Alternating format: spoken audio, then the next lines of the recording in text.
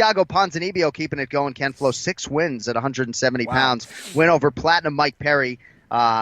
I just cannot get enough of Platinum Mike Perry. I can't. I mean, just from every social media post, I just am very drawn to him as just a fight fan. And I thought he had some moments in this fight, but Ponzinibbio, at least right now, I think just a little bit too elite for someone like Platinum Mike Perry. We did hear that Mike Perry was sick during fight week. You're not going to hear that out of his mouth, and he is going in the opposite direction in terms of making excuses. But Ponzinibbio had to battle some adversity with the cuts and everything else and had to battle a real tough, powerful fighter. But the Ponzi scheme, baby, this guy's the real deal in my mind.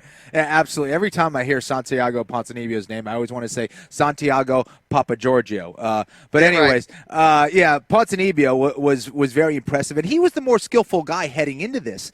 I just thought because he has a tendency of brawling with his opponents, I thought that was going to favor someone like Mike Perry, who has insane power. And Ponzinibbio's got a hell of a right hand. But Mike Perry just wasn't putting together the combinations he needed to really put Ponzinibbio away. And Ponzinibbio has come back from the dead a few times. If you've ever seen the Ultimate Fighter Brazil season that he was on, he did it time and time again. He's done it in the UFC as well. He'll get hurt, and almost like it wakes him up, and he comes back to life out of nowhere. There's that spinning back fist from Ponzinibbio that he landed that dropped Mike Perry. Ponzinibbio is just gritty, man. And when you hear about his life, of how he was able to survive in Brazil, leaving Argentina for a country he had no idea about, didn't speak the language at the time. He's like selling stuff on the beach. He was homeless in Brazil, sleeping on the mats at one point. And obviously with the Brazil soccer rivalry with Argentina, they did not like him. They try to put it on him every single day in practice.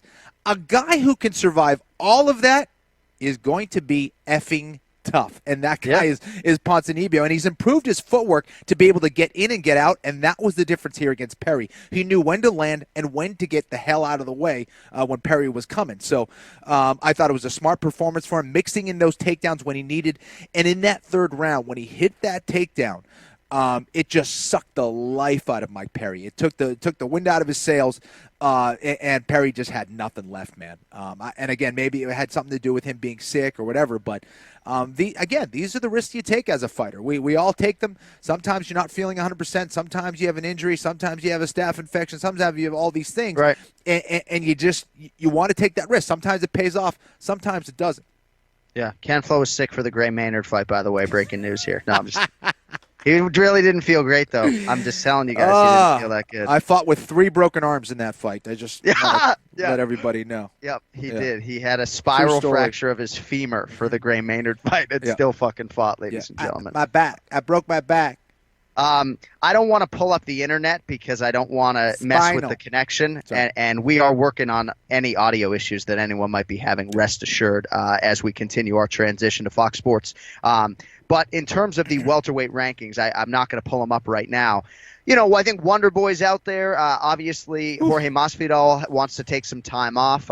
But you know, I mean, to me, you want to do Ponzinibbio and Stephen Wonderboy Thompson. You know, I would pay to watch that fight. Right? I mean, who do you think's next for Santiago? I mean, it's not going to be a title shot, but he's getting awfully close. Bro, you killing it with the matchmaking. I like that fight. Okay, that's a sick fight.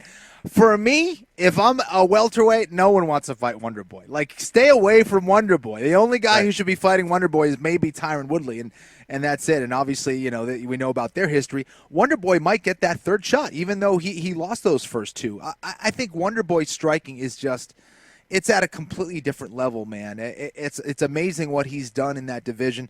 But I think that's a hell of a fight. That is a hell of a fight, man. Ponzinibbio and Wonder Boy, sign me up.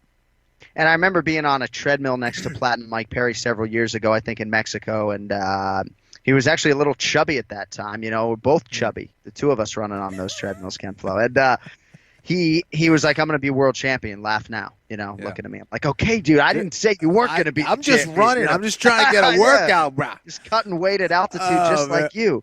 Perry. I'm telling you, though, Kenny, like this is a sneaky – lifelong martial arts guy, right? Who loves boxing and was very good on the street and now is taking it seriously. And I know he was disappointed in his cardio. We heard rumblings that he wasn't 100% healthy in terms of his immune system or whatever else. but I really feel like the ceiling's pretty high for this guy. He feels like he has very good jiu-jitsu and good wrestling, and maybe down the line, if he were to fight someone like Ponzinibbio, he'd have so many different tools in his arsenal that he wouldn't necessarily exclusively stand and bang. I think he did take Santiago down at one point in time, but I do think as he continues to develop that Mike Perry can be a top 10 fighter and eventually somebody that challenges the elite of this division. Am I alone? No. Listen, I think the way that he moves, the talent that he possesses, the physical abilities, this is a guy who really could be elite. I just think that maybe he needs a little bit better training. I don't know who he's training with. Is he at ATT Orlando? Is that where he's at? I believe at times, yeah. Yeah. So anyway, he should maybe go out to American Top Team in is it Coconut Creek? Is that where they're It at? is. Okay. Yep, So in Coconut Creek, and train with those guys, just getting a little bit more experience dealing with some of the elite fighters over there. I know it's tricky, obviously, with Ponzinibbio and all the guys over there in that division, but.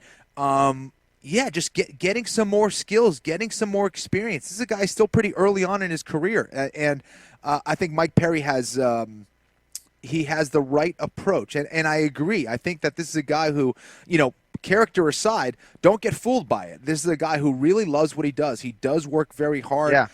He does want to be a high-level martial artist and learn everything there is to know about this game. He just needs to continue on that path, and I really appreciate his mental attitude, what he was tweeting after the fight. And I think this is a guy who could be the best one, Yeah, absolutely. And I think that he could also, if it doesn't turn out where he doesn't become a champion, just have a reality show. Just have some cameras follow him around. I think he's that entertaining. He should be. I agree. This should be the Mike Perry show. I'm going to get him on that desk next to you. That's what I'm going to do, right? Because we got to do what we got to do while he's fighting. The other thing, too, that's interesting about Mike Perry, and in terms of the American Top Team stuff, by the way, at Coconut Creek, he called out Robbie Lawler after his last win, right? So I don't know that. And again, that South Florida, right? It's 2.5 hours away, so I don't know how realistic it would be.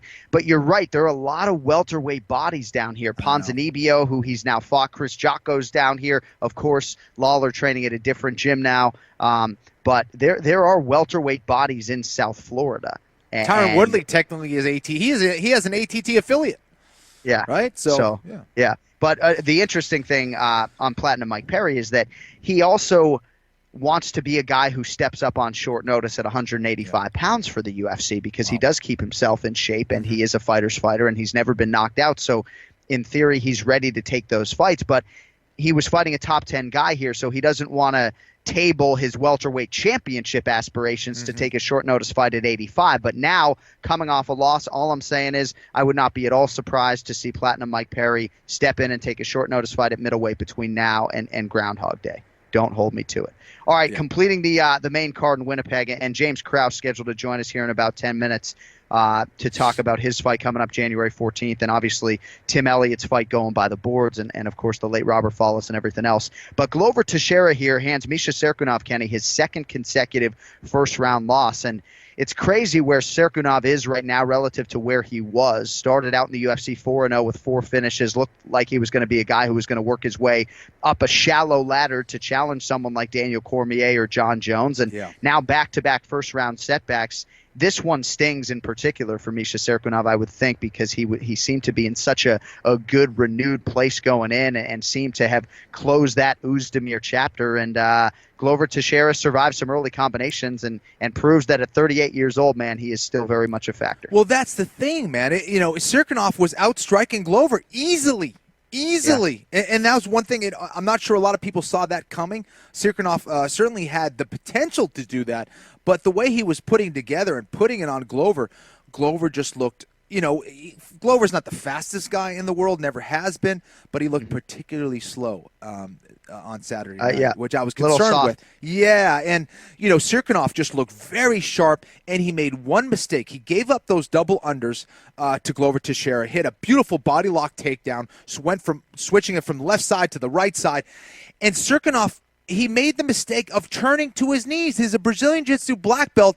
Doing that in the open mat, you cannot turn to your knees. You're going to get your back taken. Just not a good decision there. Beautiful stuff on the ground there from Glover Teixeira, who was all over him. Once he flattened out his hips, man, Glover with those heavy strikes on the ground, Misha wasn't going anywhere. Misha wasn't